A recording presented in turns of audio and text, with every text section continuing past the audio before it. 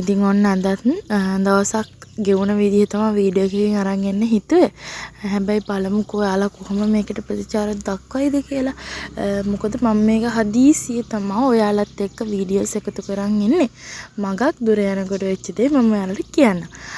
මම දැන් මේ හස්බන්ඩ් එක එකතු වෙලා අපේ අලිවට චුට්ටක් අලුත් වැඩියා කරන වැඩක් කරන්න හදන්නේ. ඉතින් ඒ වෙලාවේ බබත් එක්ක බෑනේ අපි දෙන්න මොන හරි කරොත් මාත් එක්කම හස්බන්ඩ් එක්කම ඉන්න බලන්නේ වැඩක් කරනවා නම්.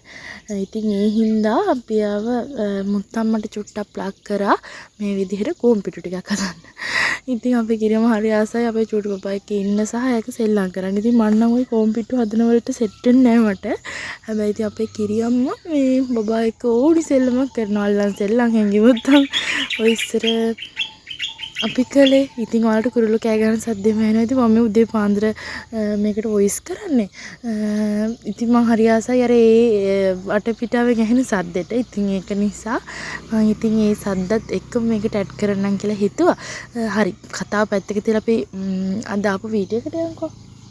ඇත්තටම මම දැන් මේ හස්බන්ඩ් එක්ක එකතු වෙලා අපේ ගහලා තිබ්බ අලිවට පොඩ්ඩක් ගලවන ගමන් ඉන්නේ.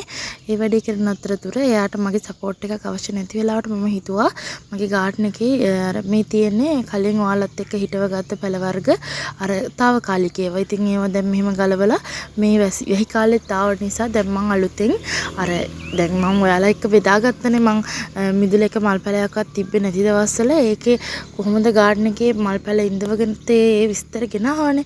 ඉතින් ඒ කාලෙත් එක්ක බලද්දි මං හිතනවා මම දැන් ගොඩක් දියුණුවයි කියලා මේ සම්බන්ධව. මොකද මම හැම මල් වර්ගයක් ගැනම මම ඇහෙන කෙරෙන හැම මල් වර්ගයක් ගැනම හොයලා බලලා විස්තර හොයාගෙන ඒවා හදලා ඒ වගේ අත්දැකීම් අරගෙන ගොඩාක් අත්දැකීම් එකතු කරගත්ත. හේතුව ඉතින් මගෙන් ආදරණීය ඔයාලා අහන ප්‍රශ්න වලට උත්තර දෙන්නත් මං ගාව දැනුම තියෙන්න එපා. ඉතින් ගොඩක් අය මම මොනවා හරි මල් జాතියක් ගැන පෙන්නුවොත් අර හිටෙවොත් අර මොනවා හරි කරොත් එයාලත් විස්තර අහනවා. ඉතින් ඒවට සූදානම් ශරීරයක් හදාගන්න ඕන හින්දා ඒ දේවල් ගැන විස්තර හොයාගත්තා. මොකද මට ඇත්තට මේ පාර ලොකු අත්දැකීම් ගොඩක් ලැබුණා. හේතුව මේ මමත් අර එකපාර ඉඳලානේ කාලෙකින් මල් හිටවන්න ගත්ත. එතකොට මට අයිඩියා එකක් නැහැ. එක එක දේශගුණික තත්ත්වවලට එක එක විදිහටනේ පරිසරයේ සූදානම් එක හැඩ ගැහෙන්නේ. එතකොට ඒ පරිසරයේ හැඩ ගැහෙන විදියත් එක්ක කොයි වගේ මල් වර්ග මොන වගේ තැන් වලටද ගැලපෙන්නේ කියන එක අපිට එකපාර හිතා ගන්න බෑනේ. ඉතින් මේවත් ආවේ හොඳ අත්දැකීම් ටිකක් ලැබුණා මට ගොඩක් පැල වර්ග ගැන.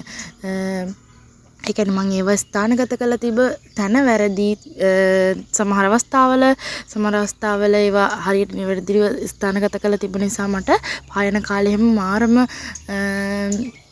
ශක්තියක් ලැබුණා ඒවා බේර ගන්න. ඉතින් ඒ වගේ අර මං හිතනවා මේ අත්දැකීම ඔයාලටත් ඇති කියලා. මොකද අවුව තියෙන කාලෙට වගේ නෙමේ වැස්ස කාලෙට වගේ නෙමේ අවුව කාලෙට අපි දැන් මම ඉන්නේ ගොඩාක් උෂ්ණ පළාතක. මම හැම වීඩියෝ එකකම වගේ කියනවා නිතරම මම ඉන්නේ ගොඩාක් උෂ්ණ පළාතක පුත්තලම. ඉතින් අපිට සාමාන්‍යයෙන් වැහි කාලේ ආවත් අනිත් අයට සාපේක්ෂව අනිත් ප්‍රදේශ වලට සාපේක්ෂව ටික පරක්කු වෙලා තමයි අපිට වැස්ස පටන් ගන්න. වගේම දැන් මම මේ ගලවන්නේ මොකක්ද දන්නවද? අර මම ඔයාලා එක්ක නිතර ආසාවෙන් බෙදා ගන්න බාබඩෝස් ලිලි වර්ගයේ තියෙන්නේ. අනේ ඒකේ මේ වගේ එක පැලයක් මම මේ විදිහට බිම ඉඳගෙන තිබුණා. මට ඒක අමතක වුණා මම මෙතන තියෙනවයි කියලා. ඒ කියන්නේ නිතර වතුර දාද්දියෙන් බලනවා මට අර ලොකුවට හිඩි එකක් නැහැ ඔළුවේ. ඇත්තටම මම ඒකිනුත් ගත්ත අත්දැකීමක් තියෙනවා. ඒ මලම ඒ පැලීම මම අම්මගෙන් ඉල්ලගෙන ආවේ ඒකේ පැල දෙකක් හරිද? එතකොට මේ පැල දෙක ගෙනල්ලා මම එකක් බිම ඉඳුවා එකක් පෝච්චියකින් ඉඳුවා. ඉතින් ওই පෝච්චිය ඉඳපු පැලේ 10 පාරකට 11 පාරකට වඩා මල් පීදුනා. හැබැයි මෙයා බිම ඉඳපු එක්කෙනාගේ නම් මල් ආවෙත් නැහැ පැල ආවෙත් නැහැ. හැබැයි අනිත් මගේ ගාව තියෙන ඒ වර්ගයට අදාළ අනිත් පාටවල තියෙන ලිලි වර්ග වලින් පඳුරු ගහලා බුෂ් එකට හැදිලා ලස්සනට මල් ආවා. දැනුත් ඉස්සරහට එනවා මල් ගොඩක්. මම පෙන්නන්නම් කලින් වීඩියෝ එකෙත් මම පෙන්නුවා පූදීගෙන එන ඒවා. ඉතින් මේ ඒ වගේ ලස්සන මල් ඉතින් මම එකකින් අදහසක් ගත්තා. ඒ මල් වර්ගය බිම හිටෙව්වට හරියන්නේ නැහැ. පෝච්චියකට දාලා බලන්න ඕන කියලා. ඉතින් මම ওই ගලවපු පැලේ පෝච්චියකට දාලා ඔයාලට පෙන්නන්නම්. එයා ඉක්මනට මල් දෙනවද නැද්ද කියලා. අනික ගොඩක් අය මගෙන් අහලා තිබුණා එයාලගේ පැලවල මල් එන්නේ නැහැ මෙහෙමයි කියලා. ඒකට මම වීඩියෝ සීරීස් එකක් හදලා තියෙනවා. හැබැයි මම ඔයාලට කලින් කිව්වා වගේ මම ප්ලේස් කරලා කියන්නේ වීඩියෝස් ටික ප්ලේස් කරලා තියෙන ටයිම් වලට වැටෙන්න. ඉතින් ඒ හින්දා ඒ ටික අදාළ වෙලාවට වැටේ කියලා ආදරේ මතක් කරනවා. මොකද මේ අර ඇත්තට ඇත්තටම channel එකක් කරද්දී උනත් පිළිවෙලකට කරන්න එපයි. ඒ නිසා තමයි මම මේ විදිහට කරේ. මොකද කලින් මට channel එක ගැන බලන්න බැරි වුණා. ගොඩක් අයට මම අමතක වෙලා තිබුණා.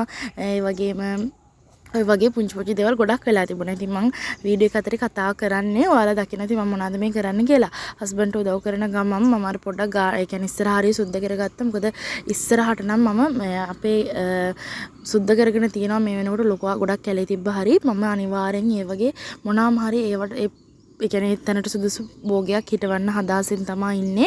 ඒක මම කොහොම හරි කරනවා. මොකද ඇත්තටම අපි ඔයාගෙන කරනවා කියන එක හැමෝටම හුරු කරන්න ඕන හේතුව තමයි තරගකාරී ලෝකයේත් එක්ක අපේ මානසිකව අපි ගොඩාක් වැඩ රාජකාරීත් එක්කලා අපේ මනස ගොඩාක් අර මොකක්ද ඒකට කියන්නේ මට ඒ කියන්නේ මානසිකව ගොඩක් අපි පීඩණයෙන් ඉන්නේ. ඉතින් ඒ தත්ත්වය නැති කරගන්නත් මාරම වටිනවා මේ මල් වගා කරනවා වගේම එළවලු වගා කරනවා කියන එක. සහ එළවලු වගා කරන එකෙන් මාර විදිහට ප්‍රයෝජන ගොඩක් තියෙනවල දන්නවා. ඉතින් පෞද්ගලිකව ගොඩක් එළවලු වගා කරන අය මාත් එක්ක එකතු වෙලා ඉන්නවනේ. ඉතින් ඒකේ මානසික සතුටට වඩා තව අපිට ගෙදර ආහාර වලට නැවුම් එළවලු එකතු කරගන්න පුළුවන් වගේම නැවුම් විදිහට අර රසායනික ද්‍රව්‍ය ගහලා නැති කාබනික වගාවක් කරගෙන ගියොත් ගොඩාක්ම අපිට වැදගත්. මොකද අපේ සෞඛ්‍යයට ගොඩාක් හිත කරයි. පුංචි බබාලා එහෙම ඉන්න අපේ ගෙවල් වල සෞඛ්‍ය තත්ත්වයට ගොඩාක් හිත කරයි අපේ විදියට වවාගෙන කන එක. ඉතින් ඔය වගේ එකෙන් තියෙන දේවල් ගොඩාක් තියෙනවා. ඉතින් මම ඔයාලට වීඩියෝ එකක් අරන් එන්න ඉස්සරහට සීරියස් එකක්ම ගේන්න හිතන් ඉන්නවා. හේතුව මම දැන් අලුතෙන් ආයෙ බිම් සකස් කරගෙන යන්නේ. ඔන්න මං කිව්වේ අපේ චූටි මැනික මුත්තම්මා එක්ක සෙට් කරලා තිබුණා යාව වැඩේට. මේ අපි දෙන්න මේ වැඩේ කරනකම් හැබැයි පේනවනේ එයාට ඕනේ අපිත් එක්ක ඉඳගෙන අපි කරන දේවල් කරන්න. ඉතින් මේ පේනවනේ මිටියකුයි අඬුවකුයි අරගෙන යන්නේ තාත්තට දෙන්න යාගේ. තාත්තා එහා පැත්තේ පුංචි වැඩක්. දැක්කනේ මම කරපු වැඩේ. මම මේ මුළු අපේ අලි වැටේම මේ විදියට ගලවන්න මොකද අලුතෙන් ගහන්න. මොකද මං අරට කලින් වීඩියෝස් වල බෙදාගත්තා. අහලපහලය හරක් බැඳලා වැට කැඩිලා තිබ්බේ. ඉතින් අලි ප්‍රශ්නේ එන්න උග්‍ර වෙනවා අපිට. මම දන්නවා මම හිතනවා ඔයාලා දන්නවා ඇති කියලා. කරෝල ගස්සව කියන්නේ ආයෙ දැන් අලි විමානයක් වෙලා. කලින් එහෙම තිබ්බේ නෑ. මම O-level කාලෙවත් මේම අලි ප්‍රශ්නයක් තිබ්බේ නෑ. රෑ 8ට 9ට උනත් අපි කඩේට උනත් යන්න උනොත් යනවා.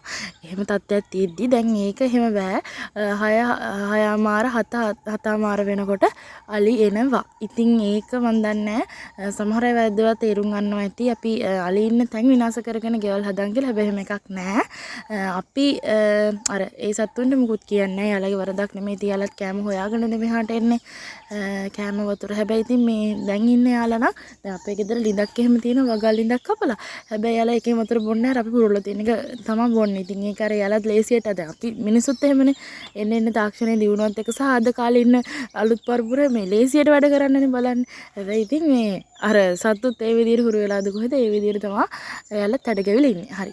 ඒ කතාව පැත්තක තියමුකෝ. පේනවනේ අපේ චූටි මණිකගේ කෝල්ලා මම ඉතින් මේවත් ඇඩ් කරේ ඔයාලට. පේනවනේ දැන් තාත්ති අරකට ගහනවද කියලා පුතාටත් ගහන්න ඕන බලන් ඉන්නකෝ.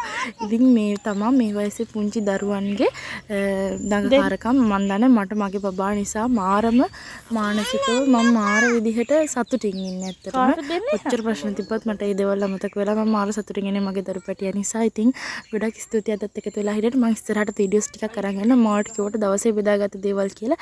ඇත්තට මට ලොකුවට දෙයක් වලක බෙදා ගන්න බැරි වුණා. හේතුව ඉතින් මේන් ලියකොටම කරේ අලිවැටේ වැඩේ තමයි. ඉතින් ඉස්සරහට මම මගේ රීච් එක හැදෙනකම් මේ විදිහට ෂෝට් වීඩියෝස් ටිකක් අරන් එනවා ඔයාලත් එක්ක බෙදා ගන්න.